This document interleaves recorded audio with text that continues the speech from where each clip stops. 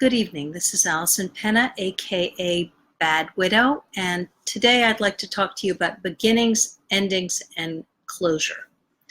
I went to see my nephew graduate high school today, and that is a clear ending, high school, beginning, the rest of his life, college, what comes next for each of us. And what's necessary with the ending is to actually grieve the ending, because there's something sad about endings.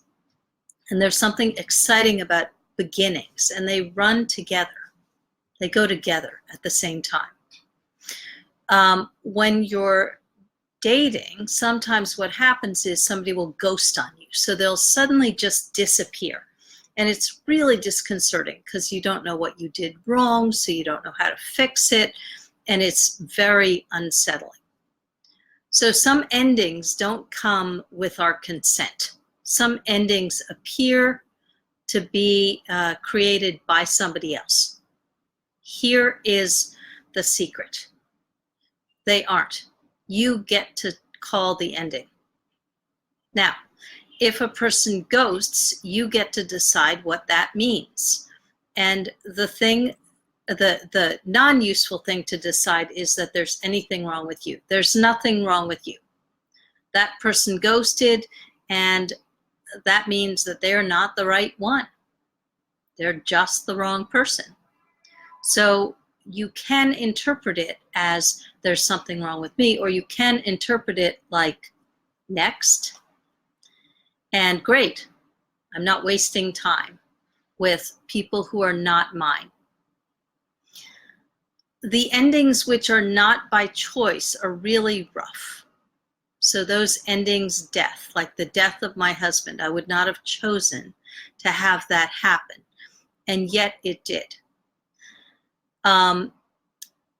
So in some way, I needed to find a way to complete that experience, to provide myself with closure, because that was an ending. And then I began as a widow, and then as a widow, what came next? In order to be able to find love again, I had to be willing to find some way to provide closure for myself about my 25 years with Dave and the love that we shared. And it did not include denying that love. It included acknowledging and owning that love, and then closing the door on it, saying, I have had that love and I get 2 epic love affairs. And then I went out and I got my second epic love affair. That's what I did. But it required grieving the ending that I did not choose. And there are lots of endings that we do not choose. And in order to begin again, we need to find a way to provide closure for ourselves. So remember, the secret is the other person is not the one who provides the ending for you. You get to decide what means closure for you. You get to design something that closes out that experience. And if it's a relationship, honestly, we aren't typically with people that we don't care about or we don't love, even if it ends badly, even if it ends in a breakup or a divorce or a separation or a death. In some moment, that person was loved, and you were loved by that person, probably. So, here's the question for you today. In those areas where you have not closed it out, where you've not provided yourself with closure, because when you give the other person that power, you've given it away.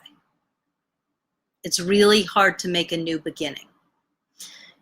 To start my new love affair, I had to acknowledge my love for Dave and allow myself to open to love again. What's it going to take for you to do that too? Allison Penna, aka Bad Widow. See ya tomorrow. Bye.